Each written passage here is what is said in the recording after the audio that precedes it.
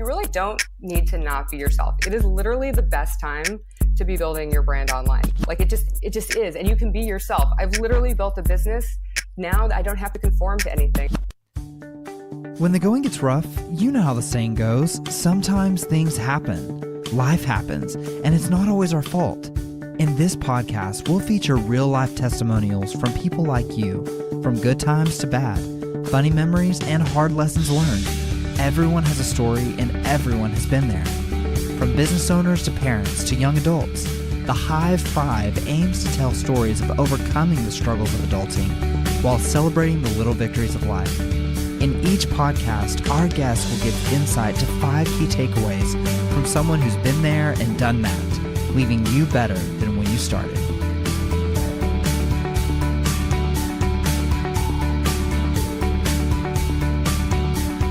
Hey guys, thanks for listening today. My name is Kagan with BriteBee. And this is Catherine with BriteBee. Thanks for joining us on the Hive 5 podcast. Hey guys, if you don't know anything about BriteBee, I just want to give you a little snippet of what BriteBee is. We're all about your choice and your control.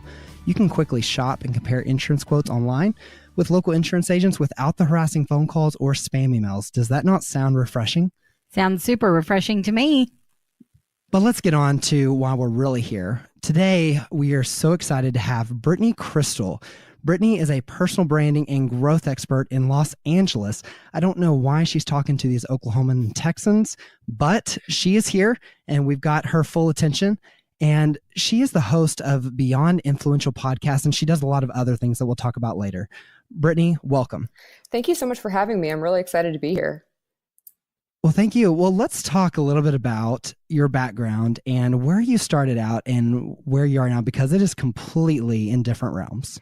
It is, and I'm going to try to make a long story fairly short, but I grew up thinking I was going to be a lawyer. You know, this was kind of really social media happening, and I really loved television, so I thought I wanted to do something in TV, but the reasonable thing to do is to go be a lawyer and then try to be an entertainment lawyer. So, you know, I grew up in LA, went to UCLA for undergrad. I graduated early, graduated in 3 years. Like I said, I was a good student and I was like powering ahead. But then instead of taking that, I wanted to take that 4th year and maybe go abroad or do something to expand my horizons. I was so busy focusing on getting to this career that I went to work at Coldwell Banker in their in-house legal department. And I realized pretty quickly that I was not that interested in the law, like the law that they were doing. And I was still attracted to entertainment, and I would talk to my parents and I was like, you know what, I think I want to be an agent or do something in entertainment, because I didn't know, you know, living in LA, it's very attractive to be in the entertainment industry, but you don't know what all of the jobs are. And they were like, no, like that's not safe. You know, people steal your clients. You should go like, just take the exam and see where you get in. And so I ended up going to Georgetown for law school. And I knew pretty quickly that it was not for me. I loved the people I met, but I was bored. And then, you know, people are like, no, like nobody likes law school. The practice is different. And I either wanted to do sports or I love sports too, sports or entertainment law. But I happened to be in school when the economy was tanking. And so the jobs that I had in the summer were securities, regulations, litigation jobs.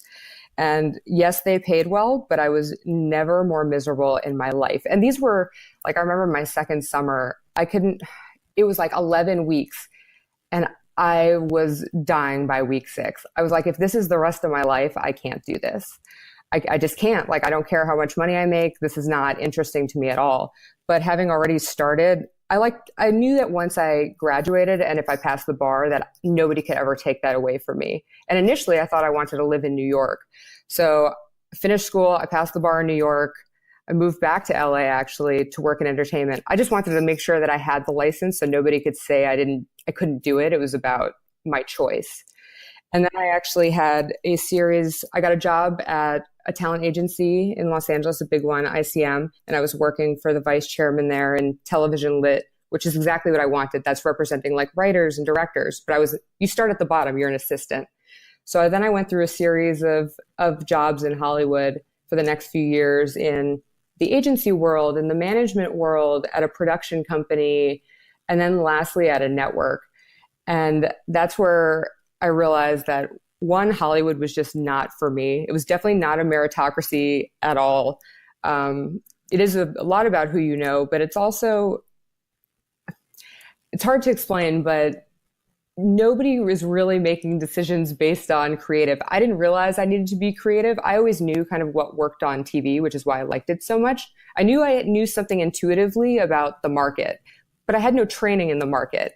And so at like the Lifetime Network, it's a big corporate place. And it was the kind of place where you couldn't go talk to people who were higher ranking without other people wondering why you're speaking to someone higher ranking. Nobody wants to put a new idea up because if it doesn't work, you're on the chopping block.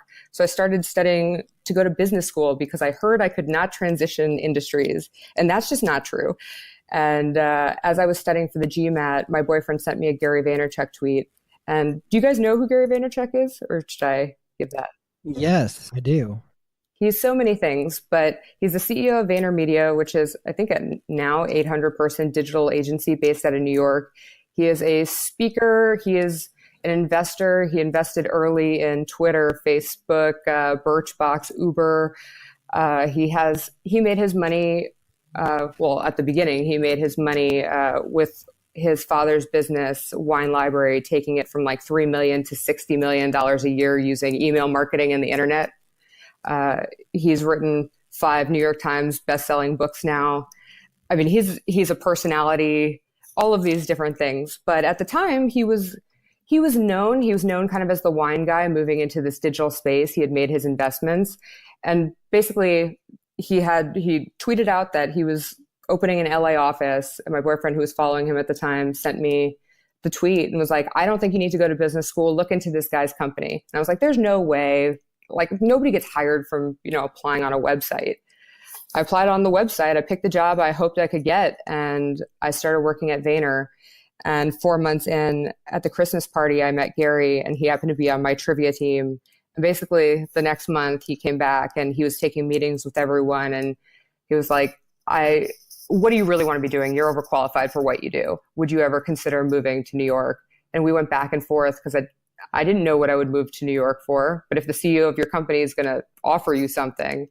So this was 2014 to 2015. And in the summer of 2015, he told me he was going to get very serious about his personal brand. He thought I knew something about influence.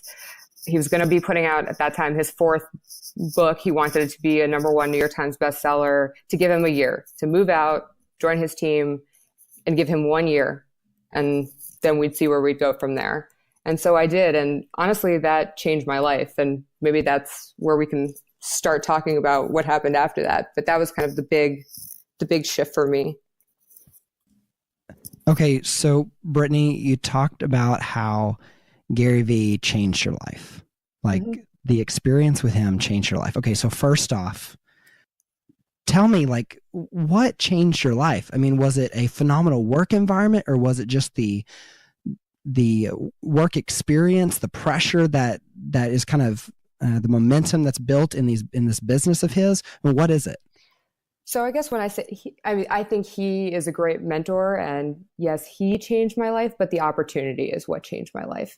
Gotcha. For me, it was actually the first time that I kind of got to wear a ton of hats. In Hollywood, it was very much like I had to ask to go to the bathroom. Like, that's the kind of environment it was. Are you serious? Yes, I'm not kidding. As an adult person, I'm technically a lawyer. You're sitting there. I have to ask to go to the bathroom because you can't leave the phone because everything's a fire. Every email, it was a weird world. So I was used to the high pressure environment. So going to work for a Gary, like Gary works, Gary loves to work and he lives to work. But it wasn't that the hustle culture thing wasn't a shock to me at all. So I actually was enjoying the work I was doing. It felt like it was a small team when I joined. Now he's really scaled out his personal brand team. And so now there's, it's like 20 plus people. But at the time it was like 6 of us. And when it's kind of a startup environment, you win and you lose together. And for me, it was the greatest because in the different hats that I was wearing and the different components that it took to build a personal brand, that just happened to be what I was really great at.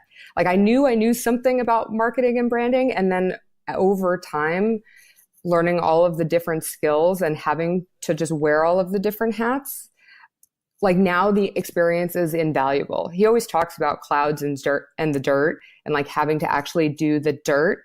Because I had to actually touch everything, I know how all the pieces work. So when I was on the team, like I said, I got to touch everything from the strategy to growth optimizations. I was reaching out for PR to get his content syndicated because he wasn't necessarily the name he needed. He is now for his book. I had to find 750 Instagram influencers to hold his book for free. Before an Instagram was a thing and influencers were a thing, but it wasn't what it was now. And honestly, it changed my perspective just in terms of branding, because I liked branding, but I really love personal branding, because I saw the feedback when I was reaching out to like send people a free book. To get people to promote something isn't easy, and most people don't want to do it for free. But I was DMing them like, hi, I work for Gary, my little spiel. And I was getting back message after message that was saying, Gary changed my life. Gary changed my life. I actually do what I do because I read Crush It and he changed my life. And so I knew that the content and the part of the machine I was a part of was actually doing good for people, was helping. And I hadn't had a job where I felt useful in that way before. Even in the law, it just felt like a grind, like it didn't have that personal connection. And I knew that Gary tests everything out on himself. So I knew that this personal brand team he was building that I was part of was going to be part of something bigger. So he ended up building out, it was Vayner Talent, which was the next thing I did after Gary's team, which is the personal branding arm of the agency based on the structure of his current team, because I knew I wanted to be able to replicate it. And so that's kind of as soon as I knew he was going to do that, I sat down with him and I was like, if you're building this, I want to be a part of it. And so that was the next step after Gary's team. As soon as Vayner Talent was becoming a reality, it's a $30,000 a month product that basically you have like your own team, Gary. And I loved doing that. And it was awesome to replicate that. But I still had that itch to want to do something for myself. I left this part out, but when I moved to New York, my thought process was, I'm treating this year, this is my MBA. And at the end of this year, my goal was to like pitch him a startup idea. I initially thought I wanted to either help him invest his money or have my own company and build something. I just didn't know what it was. And during the course of that year, I just fell in love with the personal branding aspect. And so I didn't just want to build a startup. I wanted to do that. And so I still wanted to do my own thing. So I ended up leaving in May of 2017 to do my own thing. But I learned, and even now, like when I look back or when I think about all the different things I do work on now, it was invaluable. And I don't know I don't think you can even get that experience with him at this point, So I have a question for you, because you're talking about the terminology personal branding, and I feel like that term maybe gets thrown around a little bit. And so how do you specifically define it? Well, personal branding, what I deal with specifically is personal branding online, and that has to do with just your image online, making sure that everything is clear. And I'll get into how I feel about creating an image online, but everything's clear and you're making content that maps to your goal. Personal brands we all have a personal brand. I know that's like a shtick to say, but it's true.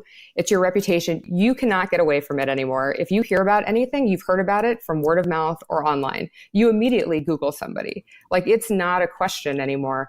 And what I learned from watching Gary and seeing what's happened, it really works to get you what you want, to help you transition. I just don't believe that there's anything that, especially in the US, if you want to switch to another career, if you want to build a separate business, if you want to do anything, it is completely possible online. And a lot of it comes from smart strategy online. And whether that means you want to be putting out content. I mean, it's a content machine now. And that's another thing I learned from him. So I work a lot with, when I was consulting more, I was working with a lot of entrepreneurs and executives and, kind of like more that realm. And those people don't have time. You don't have time necessarily. You have big budgets, you're busy building. So how do you make a lot of content? So my skill set is that if I know you and what you do and your goals, I could actually spend probably 2 hours with you. We could make 4 different like longer videos. And from that, I know which 10 image quotes go up from each piece. So if I take a video, I know which 10 image quotes, I know which clips from the video, I know which article to write, and I know how to optimize them on all the platforms. So basically I can create a month's worth of content for someone in like a couple hours. And so that's why the model is so powerful, because everybody thinks you need to reinvent the wheel every time you post online, but you don't. And then if it maps to a larger thing that you want, I mean, why wouldn't you be doing it? I know some people think that means like, oh, you're going to hire me a stylist. I'm super big, and this might be because of Gary, but it's also because of me. I just think authenticity plays a huge role. You need to be yourself. There is a white space for literally everyone. I always say if you have 100 people, 100 accountants in front of me, and they all work in Los Angeles, and they're all going to have different goals. They're all going to have different opinions. And I could create something for each of them. And even if I gave them all the same topic to talk about, it'll be different and appealing to different audiences. I think there's all sorts of hangups people have about the personal brand thing. And you really don't need to not be yourself. It is literally the best time to be building your brand online. Like it just is. And you can be yourself. I've literally built a business now that I don't have to conform to anything. I was wasting so much energy kind of playing this corporate game. But my skills and knowledge are great. I just was wasting time and energy. Now I can be myself and show other people how to do it. And you can build a business out of it. It's insane. And I was talking before the podcast about how I think LinkedIn is just the place to be doing it right now. So depending on what your business is, it really doesn't matter. And I think that's the easiest place right now for people who kind of want to dabble and get started if they're interested.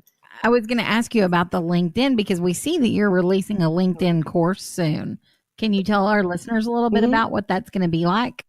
Yeah. So basically my whole thing, like I work too, so I don't want to waste a lot of time. I don't like wasting time. So the course is, I'm doing a free training in like 2 or 3 weeks, and I'll send you guys all the information on why LinkedIn is your best kept secret and how you can grow your influence faster with less effort than anywhere else online. And that has to do with a lot of changes that LinkedIn has been making. So the actual course is going to be going through, I have basically, I'm calling them the LinkedIn laws, the proven strategy to generate, and it's real world influence and results that matter. I'm calling it that because there's a formula to brand building. There just is. Like I call it my own formula, but I'm sure other people have names for it, but there are certain components that need to happen to build a brand and to get what you want, but they work. And the reason LinkedIn has been so great, like I've had a profile, I actually checked the other day, since 2008, but I really didn't get serious about it until the last year, less than a year even, since I started hearing rumblings about how things were changing over there. They were introducing native video and the algorithm was favorable, and just seemed the people in marketing circles were kind of buzzing about it. And then I was playing with it myself. And in less than a year, I'm not kidding, like in even the first few months of doing it, not only was I getting way more views on any content than anything I could get anywhere else, even when I had bigger audiences elsewhere, I got like 6-figure job offers. I've gotten tons of client inbound. I've gotten paid and unpaid speaking gigs. Like you name it, it's been happening, and I haven't been outbounding. Like it's literally from posting content, and the great thing about the LinkedIn algorithm is you can actually grow based on engagement. Like you don't even need to be posting the content that, everyone's stressing about Instagram now, Instagram. And I love Instagram. It's fun. But my God, like everybody's so stressed about the perfect caption, the perfect this, the perfect that.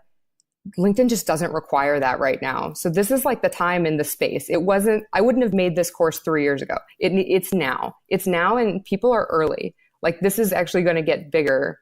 So if you get in now, it's just the barrier to entry is lower. I can go into any of it, but I just get super excited about it. You're saying that there's actually an opportunity for people to start LinkedIn now, and they may not be as behind as what they think. 100%. They're actually early. And now there are starting to be LinkedIn influencers.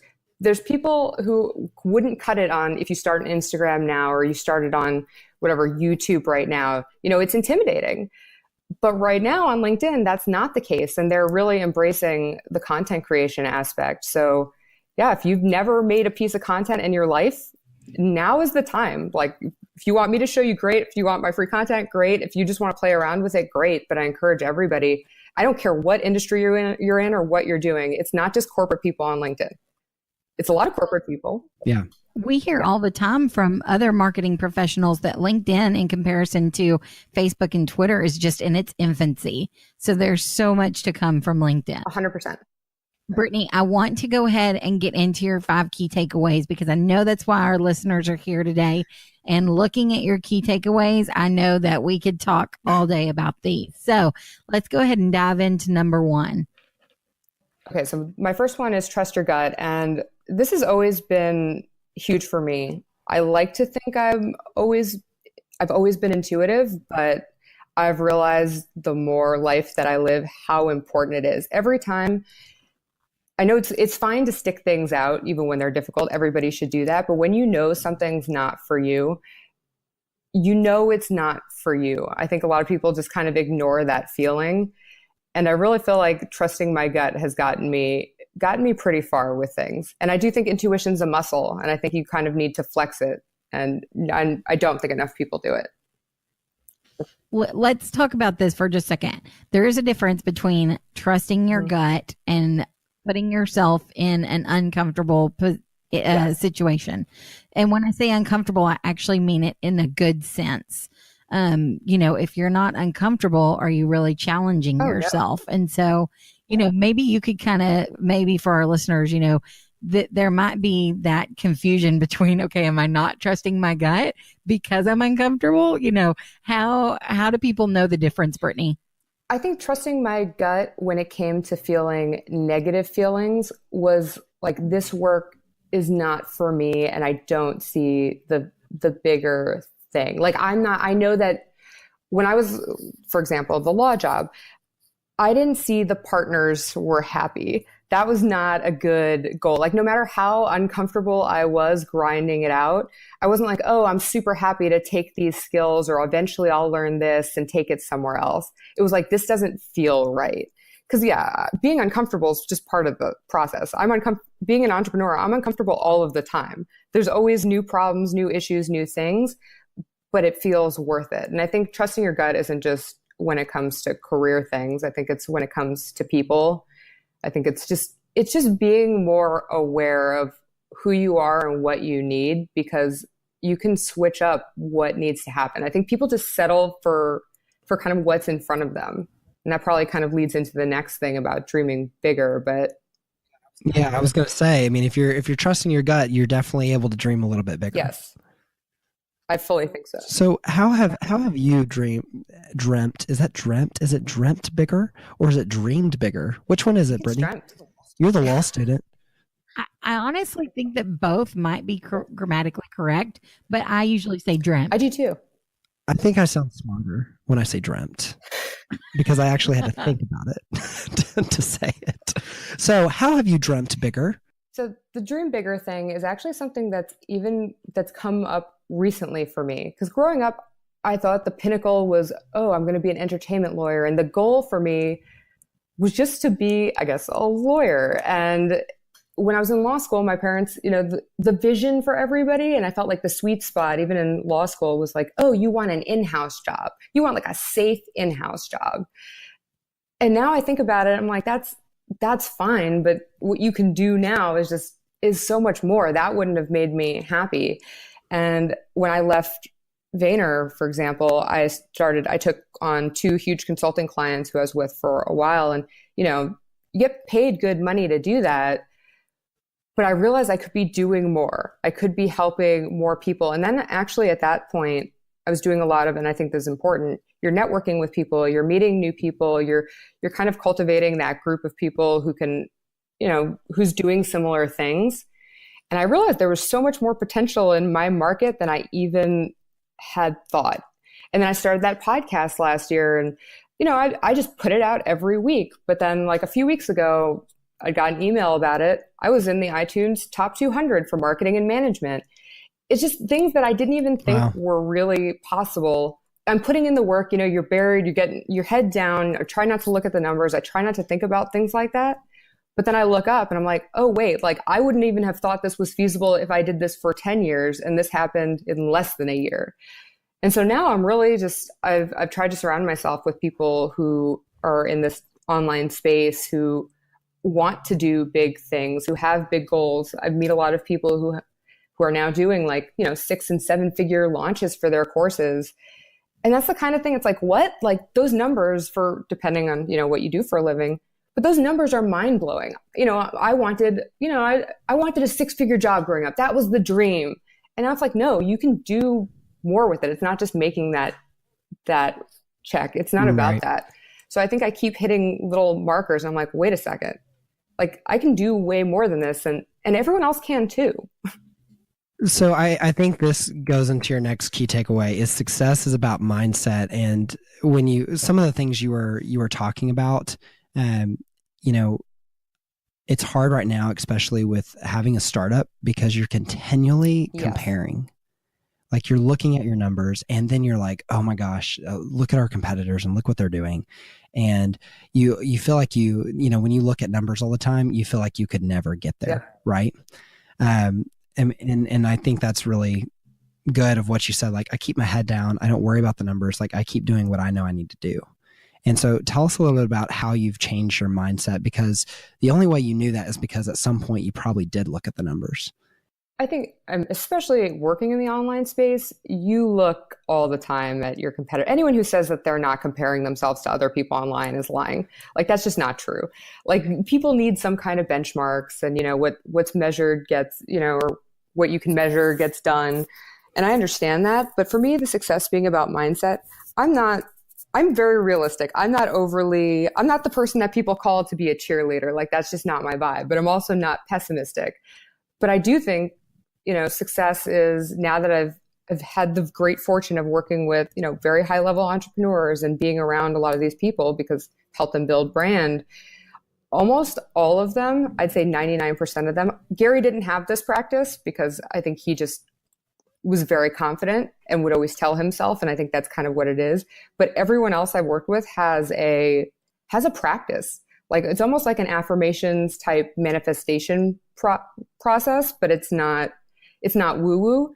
It's just, it's telling yourself that you deserve it. It's that success is inevitable. It's thinking about that. It's spending time with people who are kind of pushing each other and doing that sort of thing.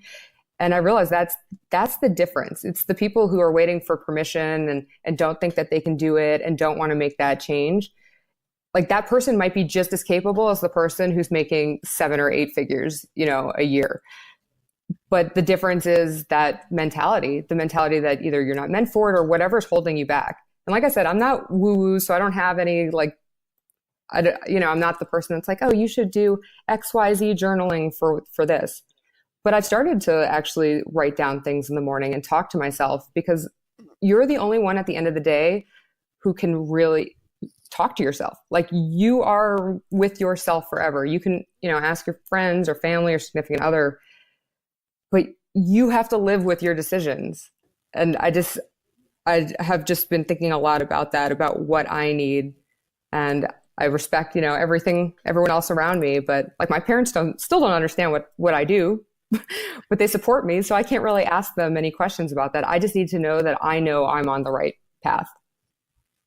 Speaking of friends and family, your 4th key takeaway is you need to find people who understand and support your vision and surround yourself with them.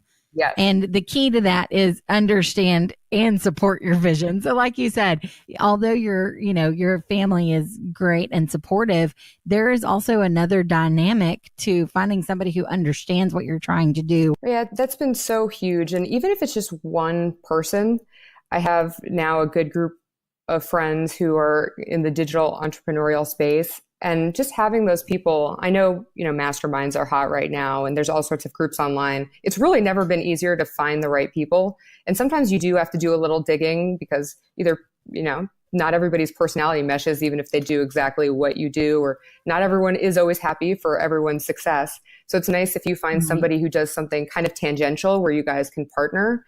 But I've very much noticed that, especially especially for the online space. And I think this is true too, just in every space. The people who are on the top, like even if you think that they're competitors, they're like going out to drinks and they're going out and they're talking about their issues with people that understand them and they're helping each other out.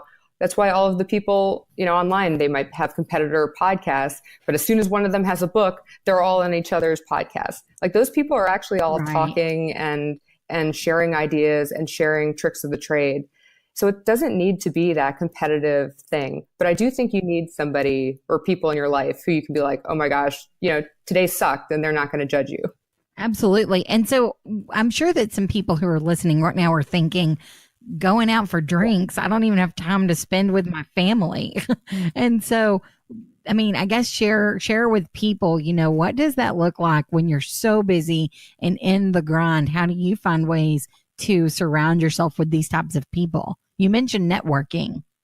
Like, I just want to be clear. The jobs that I've had, I never got out at a happy hour time. I never worked a 9 to 5. I don't know what that means. That wasn't the mentality. Yeah, I don't know what that means either. So in Hollywood kind of runs on this. You were expected to do drinks. You were expected to work from 7 a.m. or 8 a.m. to at least 7 p.m. minimum. You're always on call, but you're expected to network and go to drinks with the other assistants in the group. Like just even people that you're emailing, people that you've never met who work at different places. You will meet these people at some point and then go out for drinks. So that's why I say drinks. But otherwise, like I have a weekly accountability meeting with a girlfriend who does something very similar to what I do. And we actually live very close together, but she's a mom and she doesn't have time to, it's not like we can just go out to lunch whenever we want. But what we can do is we can do a Zoom call and we keep that appointment, like schedule, an hour, 45 minutes, 30 minutes, whatever it needs to be to check in and then do half the time on what they're going through or half the time on what you're going through. Or maybe you alternate weeks. But there are people, you can make the time. Like to me, that's kind of bullshit. Like you make the time for what you need to. Yeah. And if work is important or building your dreams or whatever it is that's important to you, do that and be in that. And 100% like spend time with your family. I'm not like work all the time. I love to travel. That was part of why I didn't want to work in an office anymore. I wanted to have the flexibility and freedom. You say you're influencing people daily and you need to respect that responsibility. And that's your 5th key takeaway. Tell us a little bit about what that actually means. I think people think that influence now just means that if they have a certain follower number, that means that they have influence, and anything else that people aren't watching them. But I call it industry influence. And I think this is true. Every industry has its influencers. Like, I don't care if they're online or not. Like the insurance industry, there are people that you look to who are influencing. And I think everyone has a sphere of influence. And even if let's say there's 2 people, if you do have a podcast and 2 people are listening, you need to respect those 2 people who are listening. There are people always watching, even if you're posting online and you think nobody's reading it. It is there. Like you have people either in your life who you know directly or who you don't know, who are watching, who kind of eventually come out of the woodwork usually, and you don't even realize it. And that's something I noticed a lot over the last few years, where it's someone who might not even ever leave a comment, or then they come out of nowhere and then they say like, oh my gosh, that thing you said just like really made a huge difference in my business or in my life or in my brand, or, oh, you had me think about this a different way. And I don't know that person. And I think that happens not only in the online space. I think that happens in your workday. I think that happens wherever you go. So I just think people need to be conscious of the fact that you're influencing. And I mean, if you want to feel like you are important that way, but people are watching. And I think you just got to respect that. And even if it's on a local level. Completely. No. And yeah, it should just be a daily thing. Like even if you go every day to the Starbucks and somebody's listening to you and they see you every day and they hear you talking about whatever it is you're into, whether it's your work or your kids, I think it's just very real. I would really like to hear more from you, like in some time, and maybe we can even just get all of our insurance agents who are on our platform. I would love for them to hear, your LinkedIn approach. And then also just about this idea, insurance agents have always been about, the self-promoting, right? You always see an insurance agent on a billboard or whatever, their picture or whatever. But I think that a lot of the times we don't know exactly how to do it the right way, and to how to have strategy behind our personal brand versus just kind of throwing ourselves out there and not really knowing what we're doing. So I think that would be really interesting. And I know you probably have lots of content out there, but would love to share that more. And I love that. And I do think the insurance industry is one of those, and anything that's kind of it's a salesy industry, but I think that a lot of salesy industries, the people who do the best are the ones where it doesn't feel like a sale. And the big thing about the free content and the content model, and, even if you're not comfortable, there are ways to grow and to get your message out without even making content if that's what you want. But if you are making content, there's definitely ways of doing it without sending that first sales message, without every piece of content being about the sale. And I think that what's interesting for all of the agents is people are going to be interested in who they are as people. You buy from and you do business from people you like. Yes, you want them to be reputable, but if everybody's on an even playing field, I want to deal with a person who I can relate to or who I trust. And that's the whole thing. And how do I know who I relate to or who I trust if you're just trying to pitch me? That's usually the biggest turnoff to people. I talk to a lot of insurance agents, and one of the one things they say is that they just want people to know that they're a person too. That has come out of multiple people's mouths. And I'm like, okay, so why is this industry, why are we struggling with that so much? Especially when it's a personal relationship, usually is why people, make the switch to go to another insurance agency or whatever. And so there's definitely some kind of disconnect that BriteBee wants to address, but we know it's not going to be just us. It's going to be, partnering with you. It's going to be going out with people that have done something and that have been there and done that and can help give people perspective and help them see what they're doing right and what they're doing wrong. Yeah, so they need to be putting it out there. That's exactly, you guys are doing it right. Brittany, I think that your key takeaways were fantastic. I want to repeat them just so everybody is aware. Number 1, trust your gut. Number 2, dream bigger. Number 3, success is about mindset. Number 4, you need to find people who understand and support your vision and surround yourself with them. And number 5, you're influencing people daily and you need to respect that responsibility. All great takeaways. Brittany, if people want to get in contact with you, how can they get a hold of you? You can definitely get a hold of me at BrittanyKrystle.com. It's Brittany, T-T-A-N-Y, and then K-R-Y-S-T-L-E. And then I'm Brittany Krystle on pretty much every platform. I definitely check my Instagram a lot. I check my LinkedIn messages. And then you can find Beyond Influential pretty much anywhere podcasts are, from iTunes to Spotify to my website. That's awesome. Well, we want to thank everyone for being on with us today and listening, and make sure to subscribe now and review and tell us what you thought about Brittany Krystle and some of her great takeaways. Don't forget, if you are looking for insurance quotes that don't sting, try out BriteBee.com, click get a quote, where you'll find insurance quotes that truly don't sting, where you are in control and you have the choice. Guys, we really appreciate all your time today. Hope you learned something, great takeaways, and we will definitely give you more of this later on. Have a wonderful day.